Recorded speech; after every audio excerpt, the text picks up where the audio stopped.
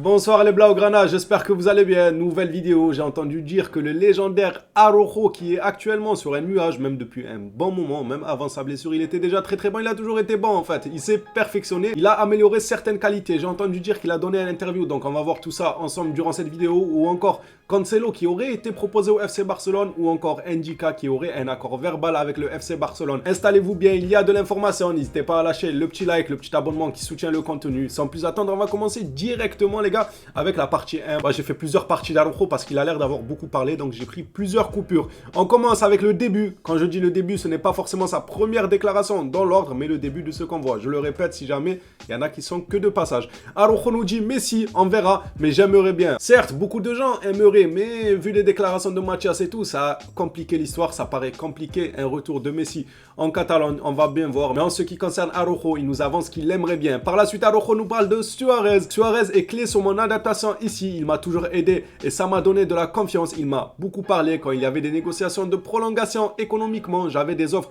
plus élevées ailleurs, mais on voulait rester. On doit clairement dire merci bien à Suarez pour les travaux, mais Araujo, ça se voit, lui c'est un pur Blaugrana. Lui, il a toujours voulu que le Barça, il veut évoluer au Barça, il veut écrire son empreinte au FC Barcelone. Ça se voit dans sa grinta, dans sa façon de se battre, de remotiver son équipe, ses coéquipiers. Ça se voit énormément qu'il a à cœur le FC Barcelone. Suarez apparemment aurait fait de jolis travaux envers Araujo, de conseiller. Par la suite, Araujo nous parle du mondial. Le mondial, c'était dur, j'ai souffert. Il restait des matchs importants en Champions et le mondial. J'ai eu du stress car je voulais jouer avec l'Uruguay. J'ai pris la décision de me faire opérer, sinon j'aurais eu mal toute ma carrière. C'est vrai que pour l'instant, ce choix-là a été judicieux car ça a porté ses fruits. Araujo a l'air de bien se tenir. On souhaite que ça continue comme ça, bien évidemment, qu'il ne rechute pas.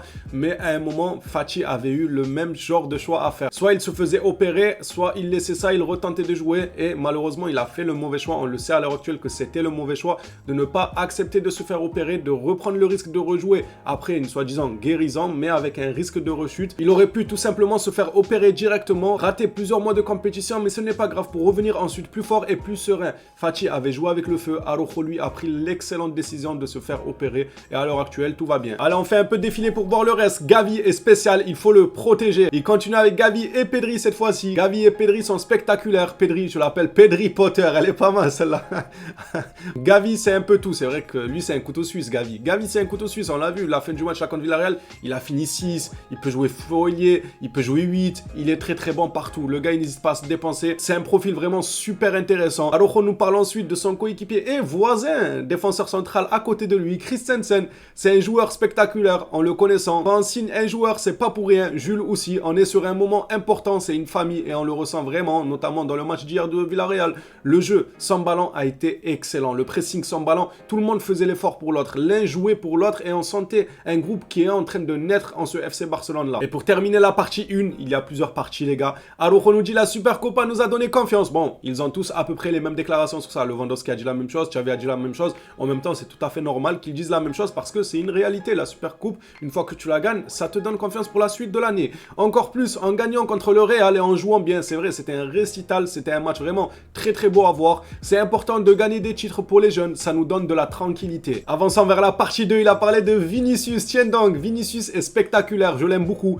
Il est difficile à défendre, mais je suis content que cela ait bien tourné pour nous. C'est vrai qu'il est difficile à défendre, mais Araujo arrive à le dompter à chaque fois. Araujo, il arrive à le dresser, même si on peut dire, il le dresse. Il arrive, il lui fait son éducation là sur le côté. Ça, tu touches pas, ça, tu me dribbles pas, là, tu passes pas, là, tu fais pas d'appel. Incroyable, Araujo. C'est reparti. On savait l'importance du match d'hier, donc contre Villarreal. 11 points d'avance, c'est bien. L'an dernier, en décembre, on devait récupérer 16 points. Ça n'a rien à voir entre l'an dernier et cette année. C'est vrai que c'est le jour et la nuit. Ce Barça-là s'est transformé. Ce Barça-là est en train de faire une très bonne saison, peut-être même une saison record. Je me sens bien physiquement avec le ballon. Je continue à travailler et je suis content. Voilà, simple, clair et net. Ensuite, il nous parle de son parcours. J'ai fait un an à Montevideo et à 19 ans, j'arrive à Barcelone. J'ai dû apprendre des choses avec le ballon que des joueurs ici maîtrisent depuis longtemps. C'est vrai, il parle un peu, vous savez, les jeunes du Barça, ils maîtrisent certaines choses que tu vois dans d'autres organisations, d'autres clubs, d'autres, comment on appelle ça, centres de formation, voilà, ils ne maîtrisent pas. Le gars, il sort du centre de formation d'un club, il va au Barça, il se dit, mais attends, mais comment les jeunes, ils ont déjà une tour d'avance sur moi, comment ils connaissent ce positionnement, comment ils connaissent tous ces détails-là. Le Barça a cette particularité-là de te faire apprendre des choses. Araujo le confirme,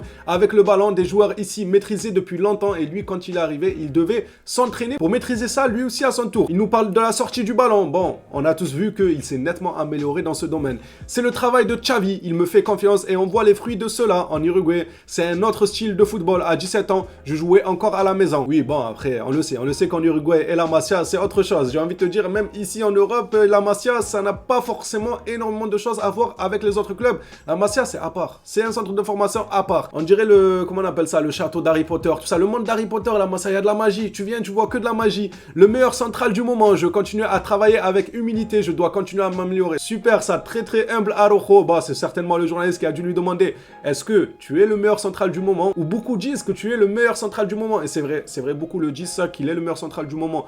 Et franchement, quand on voit un peu ce qu'il fait, excellent, difficile de contredire ça. Je continue à travailler avec humilité, donc il nous dit, et je dois continuer à m'améliorer. Super état d'esprit de la part de Araujo. Par la suite, il nous dit, on est solide défensivement, les attaquants défendent aussi, le pressing est efficace. C'est là où je voulais en venir au début dans l'intro de la vidéo, quand je disais que le jeu sans ballon est excellent. En fait, les attaquants défendent. Comme Xavi l'a dit hier en conférence de presse, le premier défenseur, ce n'est pas Christensen, ce n'est pas Araujo. Le premier défenseur, c'est Gavi Lewandowski. C'est eux les premiers défenseurs. Et on l'a vu, quand ils déclenchent un pressing, souvent ça porte ses fruits. Il finit par dire, même ceux qui entrent apportent, c'est important.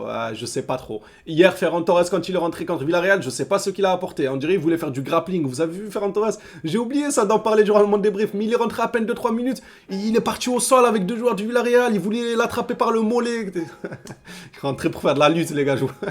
Lui, il faut le mettre à l'UFC. Il est très très intéressé par tout ce qui est grappling. Allez, on va finir avec la partie 3 de son interview. Bon, il reste 2 déclarations, elle ne va pas être longue cette partie 3. Alors, on déclare, Xavi a misé sur nous, on est sur un grand moment et par la suite, je suis content du match d'hier, de l'équipe, les choses vont bien, c'est le fruit du travail. Et nous aussi, les Blaugrana, on est super contents. D'ailleurs, je pense que vous l'avez remarqué ces derniers débriefs. On vit clairement, les gars, on est apaisé, on n'a pas énormément de soucis pour l'instant. On va voir si le souci ne commence pas face à United, car j'attends qu'ils confirment tout de même face à United. J'espère grandement qu'ils vont confirmer lors de ce match, mais c'est vrai que ces derniers temps, on peut profiter, on est sur un nuage. Allez, maintenant qu'on a terminé avec l'interview d'Araujo, on va passer aux actualités qui sont sorties au cours de la journée. Ndika, joueur de Francfort, a un accord verbal avec le FC Barcelone. Il arrive en fin de contrat, donc ça serait super intéressant. Franchement, là, Alemani, il fait du super boulot. Moi, j'aime beaucoup ce qu'il propose. Selon Mofiziel, désolé pour la prononciation, le Barça décidera en mars s'ils le signeront ou pas. J'espère vraiment qu'ils vont décider de le signer. Alors, il y en a beaucoup qui disent, oui, on a beaucoup de centraux. Mais où on a beaucoup de centraux, s'il vous plaît? Où est-ce qu'on a beaucoup de centraux? Il y en a, ils ont déjà oublié l'Inter. Moi, j'ai du mal à dormir toujours actuellement.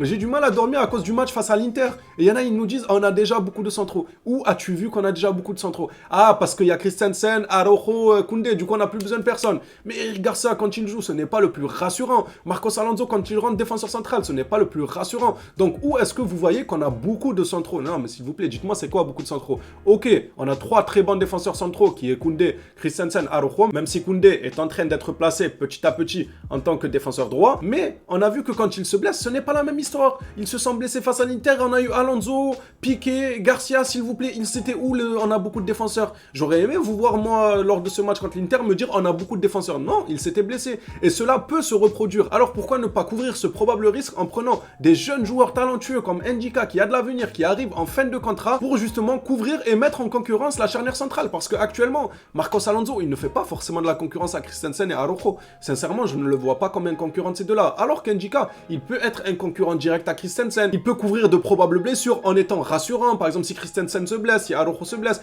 si Koundé se blesse. Surtout que c'est des joueurs pas connus pour avoir une santé, voilà quoi. Les mecs, ils se blessent jamais. Ils peuvent enchaîner 3 saisons sans blessure. Non, ils ont eu pas mal de blessures. Ils ont eu pas mal de rechutes. Donc, si on peut couvrir avec des joueurs super solides comme Ndika et super prometteurs, peut-être même pour une revente à l'avenir, on ne sait pas trop. En tout cas, moi, je signe tous les jours. Dites-moi de votre côté, qu'en pensez-vous de ce dossier? Est-ce que pour vous, Ndika doit être fait par le FC Barcelone, ou est-ce que vous vous positionnez un peu du côté où il y en a qui disent on a déjà beaucoup de centraux? Je comprends pas. No comprendo, les gars. Je comprends pas trop où est-ce qu'on a beaucoup de centraux. Après, les gens calculent Marcos Alonso et Garcia. Moi, personnellement, je ne les calcule pas comme étant des joueurs rassurants. C'est des joueurs, oui, mais dans des grands matchs, je préfère avoir un Ndika qu'un Eric Garcia, et ça, c'est sans hésiter. Une information maintenant sur Ilias. Il me semble que j'avais déjà partagé quelque chose du même genre il y a à peine quelques jours. Ilias est plus proche d'un départ que d'une prolongation pour le moment, donc probablement il quittera le FC Barcelone, même si ce n'est pas encore officiel. Mais est-ce qu'il aura le temps de jeu qu'il faut? Moi, je le vois vraiment quitter le Barça. Et pour terminer cette vidéo, vidéo actualité, Cancelo a été proposé au Barça en janvier, mais le club ne pouvait pas le prendre suite aux limites du fair play financier espagnol. Et quand je vous disais les gars, il faut prendre tous les détails en compte, on ne disait pas des conneries. Ok, Cancelo il est allé au Bayern, ok, on aurait tous aimé le voir au Barça. C'est un très bon joueur de ballon, ça il n'y a aucun souci, même si Koundé pour l'instant il fait le taf les gars. Franchement, Koundé fait un super boulot. Moi, j'aime beaucoup Koundé en DD ces derniers temps.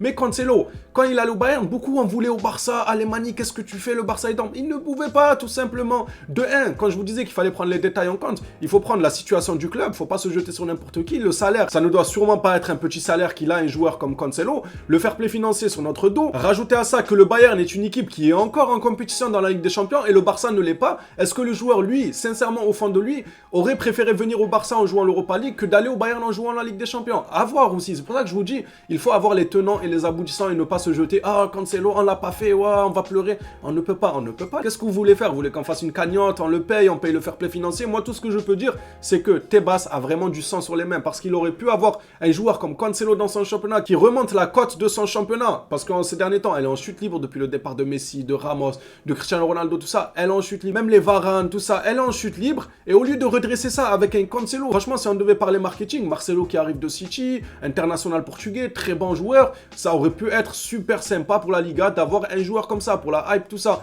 Et Tebas, lui, non, il bloque le Barça avec le fair play financier. Finalement, Cancelo, il file en Bundesliga. On peut clairement dire qu'il a du sang sur les mains. Tebas, c'est tout ce qu'on peut dire. Mais on ne peut pas forcément en vouloir au Barça. On aurait tous aimé voir Cancelo, moi le premier. Mais quand on ne peut pas, on ne peut pas. Les Blaugrana, cette vidéo actualité est terminée. Merci à vous d'avoir regardé la vidéo jusqu'ici. Merci à tous ceux qui ont liké le contenu. Ça fait extrêmement plaisir. On se revoit à la prochaine vidéo sur le FC Barcelone. D'ici là, je vous dis, prenez soin de vous les Blaugrana.